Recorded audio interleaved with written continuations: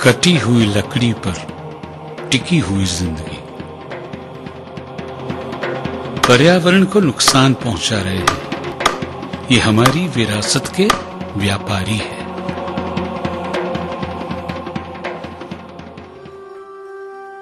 हम कहां जंगल की लकड़ी काटते हैं? अरे भाई, हमारे ही खेत की सीमा पर हमने जो पेड़ उगाए हैं वही काटते हैं। कोई गुनाह तो नहीं कर रहे हैं। अरे इसी लकड़ी के बिकने पर मेरे घर से बेटी विदा हुई है। इसी पेड़ की बदौलत मेरे पिता की जान बची थी। हम किसान है, किसान। ये पेड़ हमारी आमदनी का जरिया है। ये हमें सोचना पड़ेगा, विचार करना पड़ेगा एवं संशोधन करना पड़ेगा। ये क्या है? कोई भी कह देगा कटा हुआ पेड़ है। पहली नजर हमेशा धोखा खा सकती है। ये कोई भी कह सकता है, अरे यार ये गलत है। मगर एक ही सिक्के का दूसरा पहलू भी है। इसके पीछे छिपी सच्चाई को किसी ने परखा है क्या?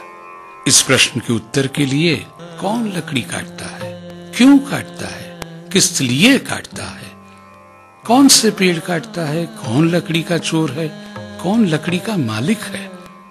इन अनगिनत सवालों के बीच किसान एवं लकड़ी के व्यापारियों की समस्याएं ऐसी है जैसी कटी हुई लकड़ी पर अटकी हुई जिंदगी।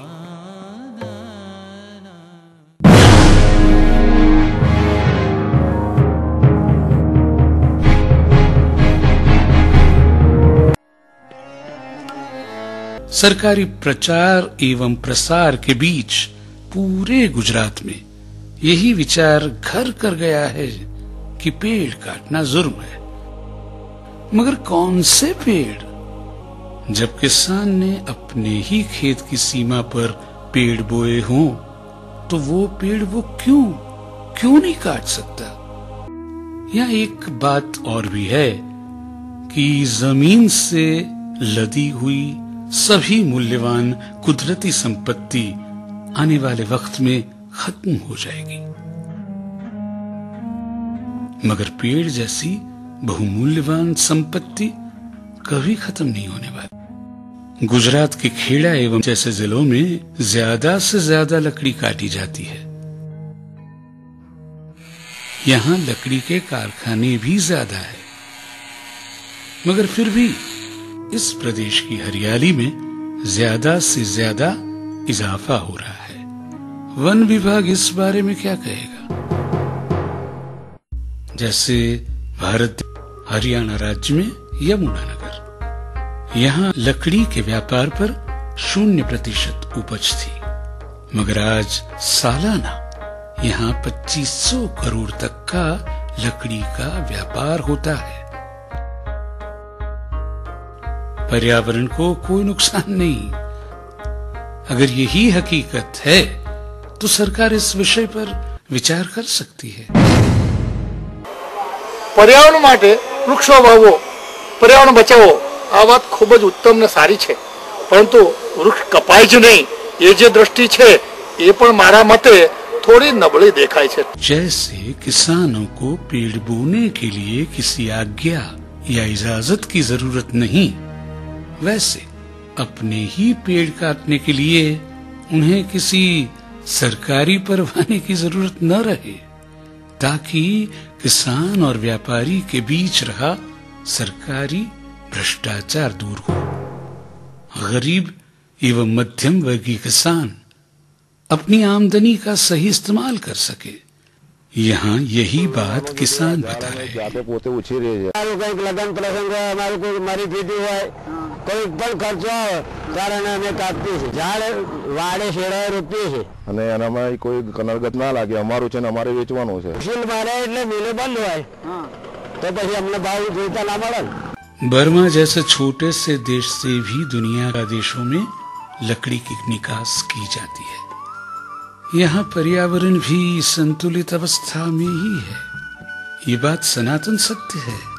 सरकार अगर दूसरी नजर से देखे तो पता चल सकता है। जंगल की लकड़ी काटना जुर्म है, ये बात सही, मगर अपने ही खेत की सीमा पर बोए गए पेड़ को काटना जुर्म हो सकता है। जंगल से लकड़ी की चोरी करना पाप है, मगर अपने ही हाथों बोया गया पेड़ काटना कहां की चोरी है? सरकार ये भी सोच सकती है कि अगर उसी का प्रचार एवं प्रसार करे तो हर गांव, हर जगह, हर सूरत में नया बदलाव आ सकता है और सरकार की इकोनॉमी पर सीधा असर हो सकता है। लोकल वुड के व्यापार की आमदनी 250 करोड़ है। अगर किसानों को अपनी उपजाऊ पेड़ की लकड़ी काटने और बेचने दी जाए तो यही व्यापार 10,000 करोड़ हो सकता है। लकड़ी के व्यापार में जुड़े व्यापारी को लाइसेंस लेना पड़ता है। क्या हर टिम्बर मार्ट के मालिक चोरी की लकड़ी खरीदते हैं? ये किसान लकड़ी कहां बेचेगा? चांदनी चौक में जाकर? ये भी एक कृषि उत्पादन है। कृषि उत्पादन का दर्जा देकर इस उद्योग को बढ़ावा मिलना चाहिए, क्योंकि किसान तो कहता ही है अगर एक पेड़ काटेंगे तो 5 पेड़ बोएंगे, मगर बोए हुए पेड़ से कोई फायदा ही न होगा तो कोई पेड़ क्यों बोएगा? यहाँ तो यही बात दिल में घर कर गई है। पेड़ काटने वाले देशद्रोही है। इसी कारण बेकारी में भी बढ़ावा होता है। कायदा अपनी सख्त पकड़ बनाए। हर किसान के जहन में डर जमा चुका है, मगर प्रसार और प्रचार से कायदे में थोड़ी रहम नजर रखकर किसानों को पेड़ की खेती करने को उत्साहित किया जाए तो देश की भौगोलिक परिसीमा बदल सकती है। पर्यावरण में इजाफा होगा एवं गरीब मजदूर एवं मध्यम वर्गीय किसान उसी पेड़ से आमदनी ले सकता है। सरकार भी इसे उद्योग बनाकर करोड़ों की आमदनी कर सकती है। नासमझ से लाखों किसानों, व्यापारी एवं मजदूरों की जिंदगी के प्रति थोड़ा बदला नहीं जा सकता।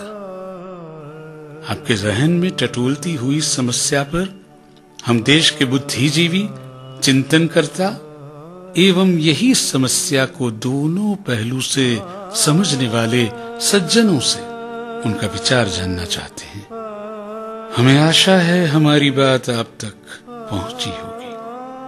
बस इतना जरूर कहेंगे कि लाखों करोड़ों भारतीय नागरिकों की निगाहें आप पर टिकी है कि आप क्या विचार करेंगे, क्योंकि यहां कटी हुई लकड़ी पर टिकी है हजारों जिंदगी।